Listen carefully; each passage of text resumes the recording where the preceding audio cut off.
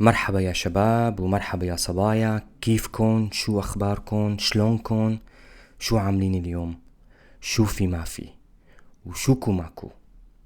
أنا بخير الحمد لله، وبتمنى أنتو كمان بخير ومبسوطين وعم تستفادوا كتير من البودكاستات والاشياء اللي أنا عم ساويلكن إياها على صفحة الباتريون بيج وكمان على البودكاست. In this podcast, I'm going to speak in English and I'm going to share with you an important concept. The name of the concept is what are the best online tube methods for learning Arabic. So let's get started, and I'm gonna introduce you to these two methods and tell you my opinion. Whether you are absolute beginner or somebody who already has done Arabic before, or maybe you are an advanced, it's very important to pay attention to this concept I'm going to share with you. So stay with me وخلينا نبلش. So in my experience as an Arabic teacher, أستاذ العربي, over the past 2 decades, 20 سنة يا لطيف, I have identified 2 primary methods for learning the Arabic language. The first is the traditional approach, in which students begin with classical Arabic before moving on to spoken Arabic. The second is the natural approach, where students start with spoken Arabic and then they move to modern standard Arabic, MSA. Now let's talk about the traditional method. Probably if you have studied Arabic, you have done this method, because this method is widely spread, by many students and top universities like SOAS, Oxford, pretty much all universities, they like to follow that approach. And the reason is that first, they believe that modern standard Arabic is the most effective way to learn Arabic. تمام. كمان, most Arabic tutors are only trained to teach modern standard Arabic. That's the second reason. And also, the universities, they rely on textbooks like Al-Kitab 1, 2, 3, and they are, designed to teach classical Arabic, modern standard Arabic, MSA. So when you follow that approach, you going to achieve, proficiency in reading, writing Arabic, comprehend grammar, read modern standard Arabic literature, understand news, that published in, like BBC Arabic. So that's the kind of the advantages of following the traditional method. But let's talk about the disadvantages. When you learn classical Arabic, that involves a highly complex grammar, and it makes it very challenging task to master. And usually, like students who start with classical Arabic, it takes them around 2 to 5 years to able to speak moderately. And to be honest, all the students I have come across who done Arabic at universities, for 5 years, using Al-Kitab and using the traditional method, they weren't really able to speak, Fusha, in a very, let's say, in a confident way. So this method, it's designed to learn the language in a passive way.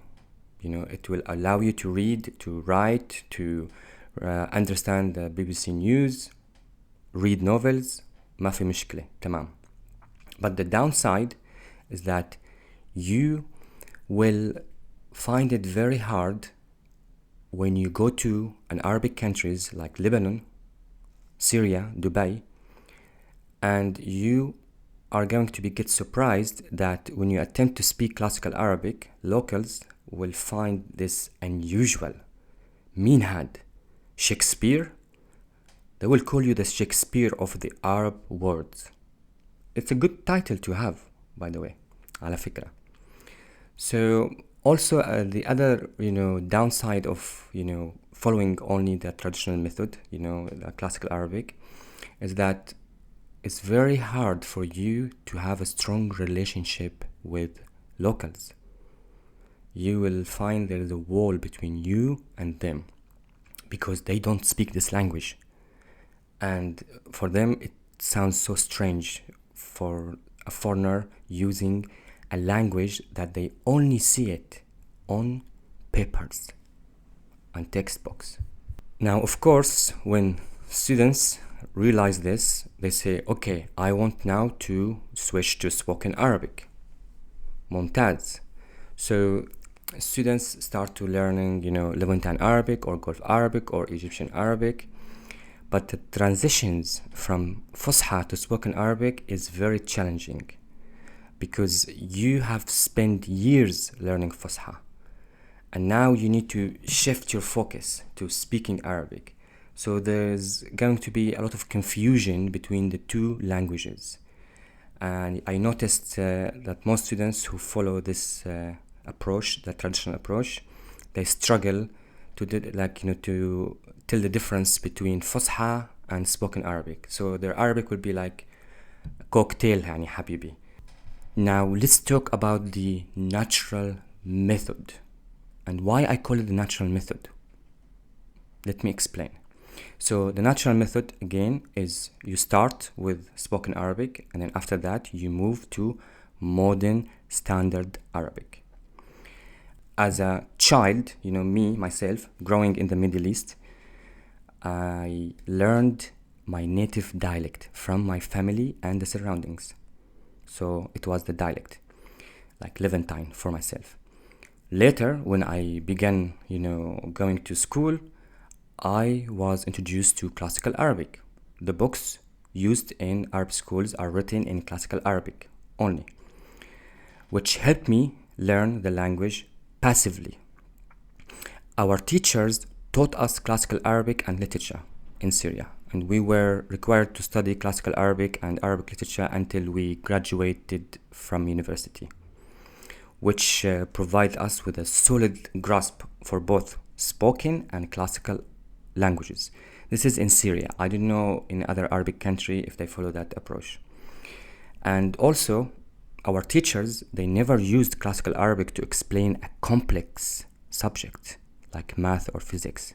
Instead, they use a simple language, Levantine Arabic, to communicate their ideas. So again, the language, classical Arabic, were never used, actively, only passively. Now, what is the advantages of following the natural approach? First, you are focusing on speaking because you are learning spoken Arabic. And when you focus on speaking, you are going to be more motivated and encouraged to learn more. When you travel to the Middle East, you will start to speak the dialect you have learned, and people will be more warm to you and more connected to you. And then, if you think about it, spoken Arabic is like a simplified version of classical Arabic. So it's easy to learn. It's very poetic, beautiful, especially if you choose to learn Levantine Arabic. The biggest challenge for students who are learning Arabic is that when they go and start learning Fusha, and then they get very frustrated after 1 year, 2 years, thinking that they are unable to learn the language, thinking that the language is so difficult to learn, and then they give up. After 5 years, they wake up again and say, I want to learn Arabic. And then they contact me and they say, and they tell me their stories.